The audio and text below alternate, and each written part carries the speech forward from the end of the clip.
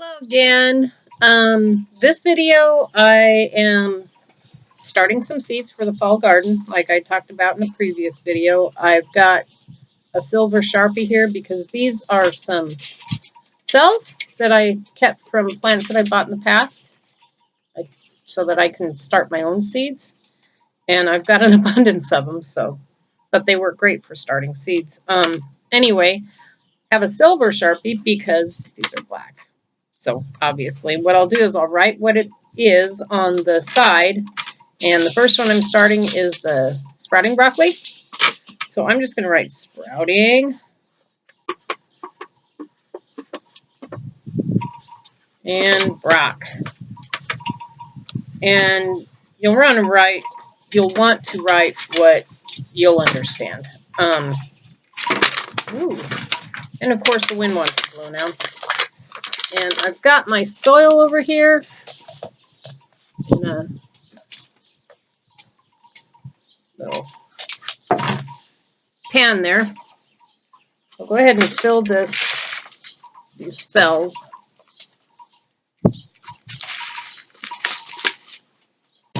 And I'm doing this outside on my patio table because the patio table is a mess anyway. It always is once I start getting things from the garden, because this is where I clean the produce and that. And because birds like to live up in the rafters of this roof here. So they make a mess. And bugs and everything else. Anyway, open my seeds. Now I'll get these seeds are pretty small. Not very big. So you kind of want to try and be careful when you open that. Now I've got some fingernails which work out great. And what I'll do is I'll just drop 2 seeds because this is new. Ooh, don't want that to go away. This is new seed, so it should have a pretty strong germination. Pretty good germination. But I'll drop 2 seeds, kind of space them evenly apart per cell. Well, if you get an extra one in there, no big deal, because you're going to thin them out anyway. Once they start coming up, you want to thin down to 1 per cell. And keep your strongest seedling. But you want to wait till they get at least 1 set of true leaves. And what the true leaves are the leaves, when they first sprout, they usually have 2 little leaves, and that's true for most things. Your true leaves are going to be the second set of leaves generally that your seedlings get. Now with seeds that small, you don't really have to punch them in or anything. So what I'll do is I'll just kind of rough up the soil a little bit where I put them in there. And that will put them down there, and then just gently shake it. Then take your watering can. And I'm going to do this over here so that I don't pour water and it gets on my computer. But anyway, pour your water on there. Don't soak them. Just enough to dampen the soil. And then set them aside to drain. And like I said, I will probably, I had considered doing 10 of each. I don't think I'm going to do that. And the reason being is because we have a lot of plans for later this summer. And we won't be here. So I would rather, I'm not going to have the time to work in the fall garden that I would need to have that many plants. I could probably, I can work around having fewer plants with watering and whatnot if it turns out real hot and dry, which is not uncommon in this area for July and August. What I'll do is I save milk jugs or, gallon jugs for whether it be for water or milk or whatever. We don't drink a lot of soda, so we don't have those, but I will save my milk jugs, and what I like to do with those is I will poke holes in them, around the bottom of them, and then bury them near where I'm, bury almost to the top, not all the way, where you've got just the top, where the lid goes, the spout, sticking up about yay high, and keep the lids. That's what I do. And then I'll fill those after I've buried them near the plants.